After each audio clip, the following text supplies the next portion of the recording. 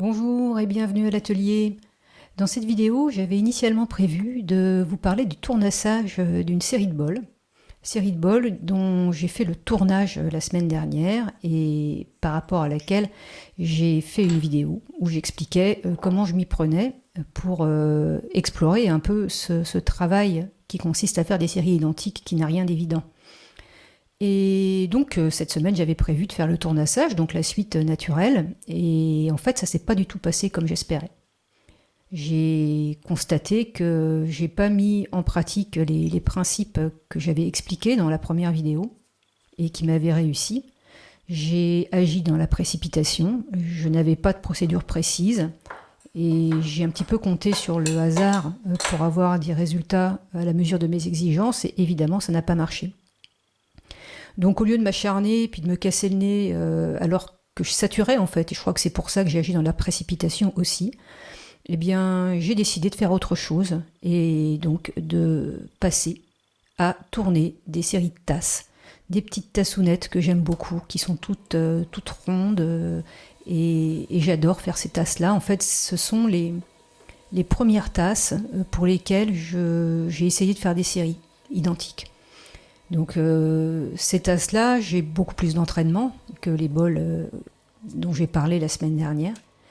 Et j'ai une procédure de tournage qui est similaire à celle que j'ai mise au point pour les bols.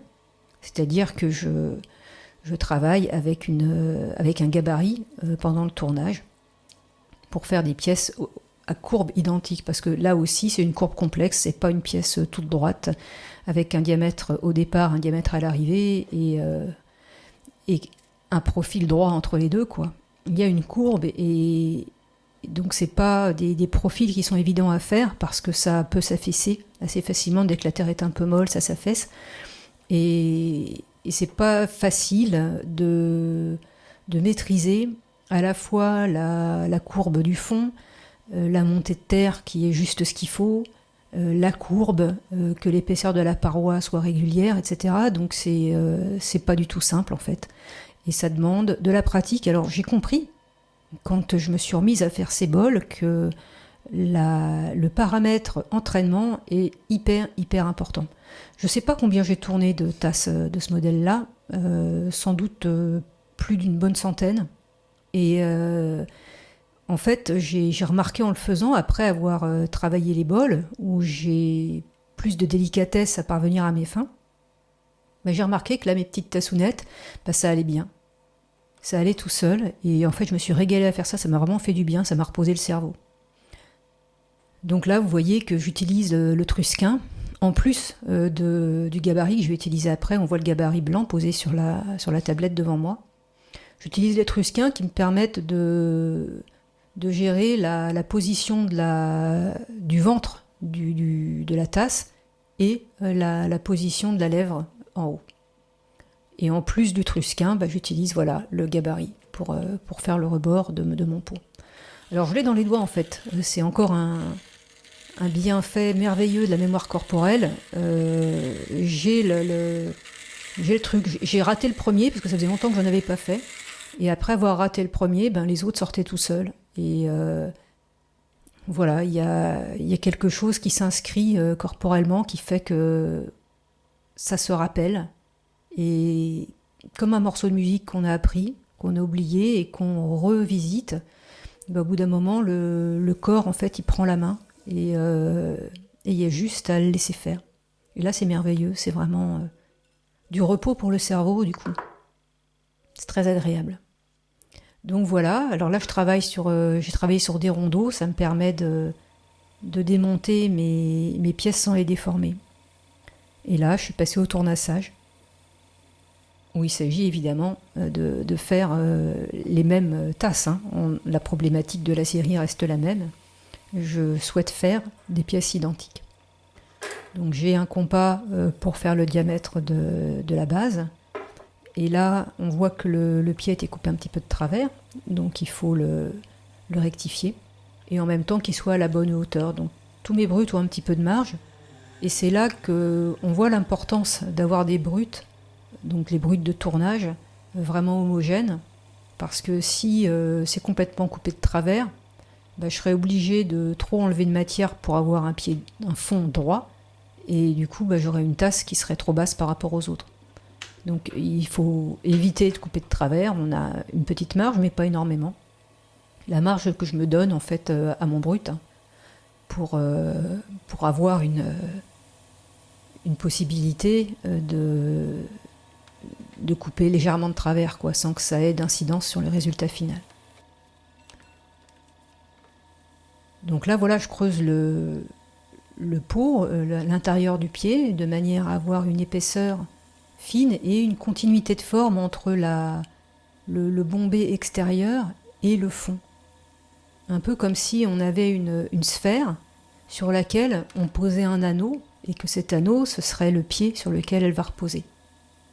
Et donc le fond doit être fin, d'abord parce que c'est élégant, et j'aime que la tasse soit assez légère dans la main, et ensuite pour qu'il n'y ait pas de problème de craque en S au fond au moment du séchage, quand les fonds sont épais, et quand les fonds ont été pas suffisamment, qu'on n'a pas suffisamment appuyé dessus, pas suffisamment densifié au moment du tournage, ça fait un crack en forme de S au moment du séchage. Et donc moi, quand j'ai tourné, j'ai bien densifié le fond, et puis là, je m'applique à enlever de la matière. Et quand je tape comme ça avec le bout du doigt, en fait, je travaille à l'oreille pour connaître l'épaisseur, parce qu'évidemment, on ne voit pas. Donc le moyen de savoir si j'ai la bonne épaisseur, c'est l'oreille. Et déjà, quand on creuse le fond, même sans taper du doigt, à un moment, on sent que le détachement de copeaux fait un bruit particulier, ça résonne un peu plus. Et donc c'est que le fond fait peau de tambour et qu'il est suffisamment fin. Alors il faut être très attentif à l'oreille, hein, pour l'entendre. Au début, on ne l'entend pas du tout. Et avec l'entraînement, on finit par l'entendre. Alors, j'ai fait quelques trous dans quelques pots avant de maîtriser cette note qui est bien pratique. Donc là, je fais la paroi extérieure avec différents outils. Cet outil-là, c'est un outil qui a une forme pointue, donc avec lequel je vais aller gratter un petit peu sous le pied. Je parlais d'anneau, voilà, c'est ça en fait, hein, de faire comme s'il y avait une sphère avec un anneau posé dessus. Donc cet outil-là, je fais bien une continuité de forme, et je creuse un petit peu sous le pied, que je vais usiner en forme de tore, comme on voit au-dessus, voilà. Faire quelque chose de tout rond comme ça. Donc en mettant l'eau de pot par-dessus, j'en profite pour vérifier que je suis bien identique au niveau de l'épaisseur du pied. Mais là encore une fois, j'ai pas besoin de mesurer avec des outils de mesure, j'ai pas besoin d'un gabarit, parce que je l'ai suffisamment dans l'œil, en fait je l'ai suffisamment dans les doigts pour les faire pareil. Je peux pas encore les faire les yeux fermés, mais je pense que encore quelques centaines et je les ferai les yeux fermés tous pareil, quoi. À la limite, il suffirait d'en faire plein. Mais le gabarit, c'est important au début quand même. C'est important au début comme une partition de musique pour apprendre au corps le geste qui va bien. Donc au départ, on lui dit comment faire, on lui explique, et puis après, il va pouvoir mémoriser et passer en automatique. Mais au début, il ne peut pas être en automatique sur quelque chose qu'il ne connaît pas. Donc il faut lui expliquer. Et c'est à ça que ça sert, le gabarit et la procédure pour faire des bols identiques. C'est permettre au corps de prendre l'habitude, d'apprendre. Donc là, j'arrange bien l'arrondi du pied pour qu'il soit bien tout joli, tout rond. Et je gratte un petit peu au-dessous, et puis là, je passe mon outil en descendant, parce que ça me permet de ramasser les petites miettes qui sont collées. Il y a des copeaux qui collent, des tout petits copeaux, et au pinceau, en fait, ça se décolle pas bien. Le pinceau a tendance à les coller un peu plus sur la paroi. Et donc en passant l'outil comme ça, je défais ces tout petits copeaux.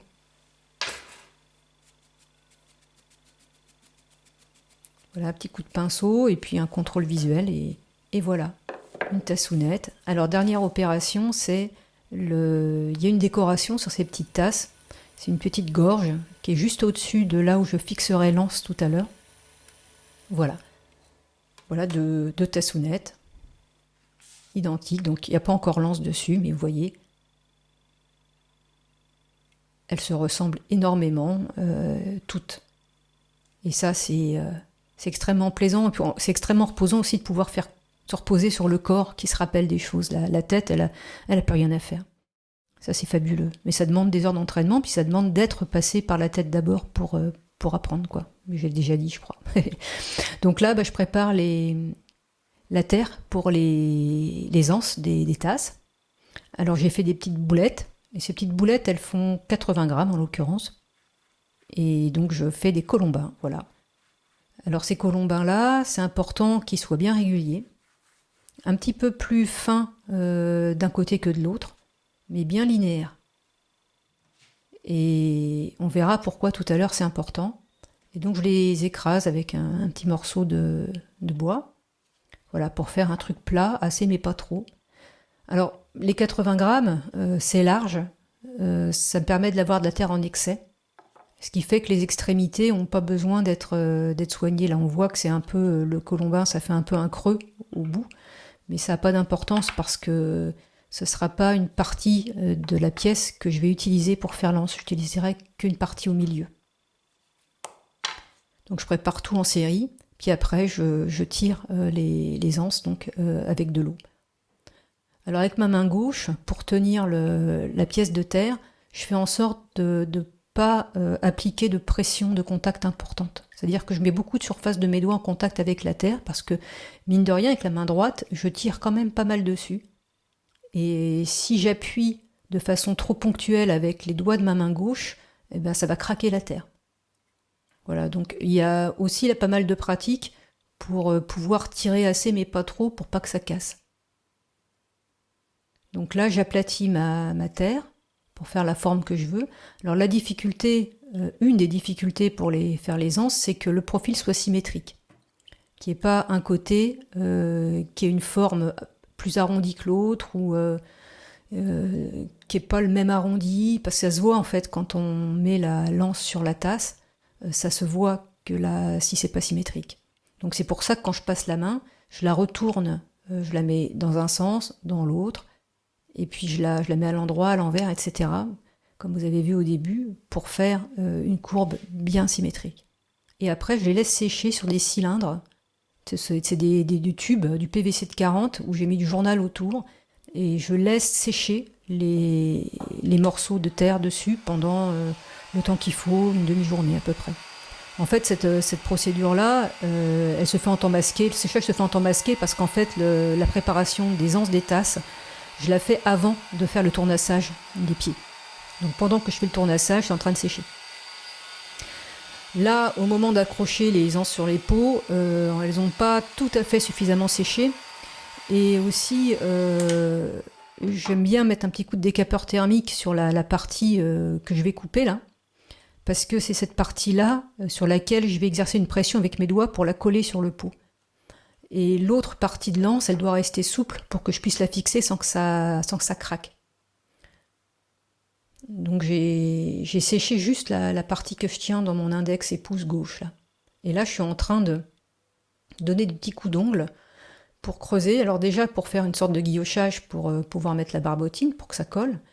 Et aussi pour que ce soit un peu plus creusé au milieu, de sorte qu'au moment de l'appliquer sur la courbure de la tasse, les bords de l'anse viennent aussi s'appliquer sur le bol, sur la tasse. Autrement, ce qui se passe, c'est que ça colle au milieu et que sur les bords, ça s'applique pas. Il y a un jour. Donc là, je vérifie que j'ai bien la courbure que je veux. Délicatement, je la modifie pour qu'elle ait la bonne forme. Alors, il faut être très délicat parce que ça se décolle assez facilement, puis ça peut craquer. Là, comme ma terre, elle est pas trop molle. Si elle est molle, ça fait plein de marques, alors je préfère qu'elle soit pas trop molle, mais du coup, c'est assez délicat de la manipuler sans la casser. Donc là, je l'ai coupée pour pouvoir la coller, et puis là, avec un outil qui est courbé, je suis en train de faire les rayures sous l'anse, et puis de glisser de la barbotine avec le côté de mon pinceau. Je remets un petit peu sur la tasse aussi, pour pouvoir appliquer. Alors j'ai évidemment un doigt à l'intérieur, quand j'appuie comme ça. Pour le haut, c'est pareil. J'appuie fermement, hein. C'est pour ça qu'il faut mettre un doigt à l'intérieur, sans quoi on déforme toute la tasse. Là, je vérifie l'assiette de l'anse, qu'elle soit bien droite.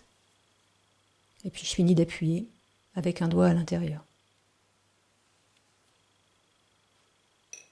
Voilà, je refais un petit peu, je vérifie que c'est bien droit. Alors c'est important de se mettre dans l'alignement pour ne pas la mettre de travers. Donc une fois que c'est collé, je vais découper avec un couteau bien aiguisé le bout en forme de V. Donc là c'est un choix purement esthétique, hein, ça n'a aucune fonction technique, si ce n'est qu'en raccourcissant la zone d'application de l'anse, ça permet d'empiler les tasses sans que ça se mette de travers. Donc on peut empiler plein de tasses comme s'il n'y avait pas d'anse et ça reste droit. Ça c'est plaisant aussi.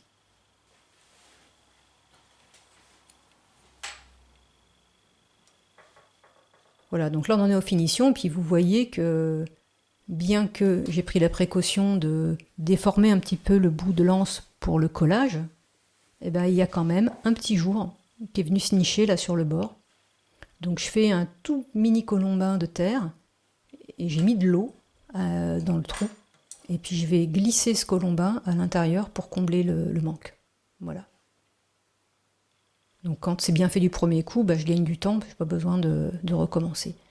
Et donc là, comme il y a de la barbotine en excès, je mets toujours de la barbotine en excès, pas trop en excès, mais quand même en excès pour que ça ressorte quand j'appuie.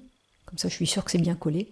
Et avec un outil, parfois en bois, parfois métallique, comme celui-là, je viens décoller le cordon qui a débordé, le petit boudin.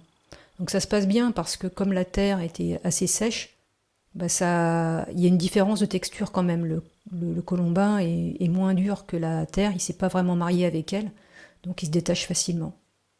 Et je suis prudente aussi parce que là, vous avez peut-être remarqué que cette tasse, elle est un peu bleue, et puis que la précédente était un peu rose, parce que j'ai mis un engobe pour la décoration.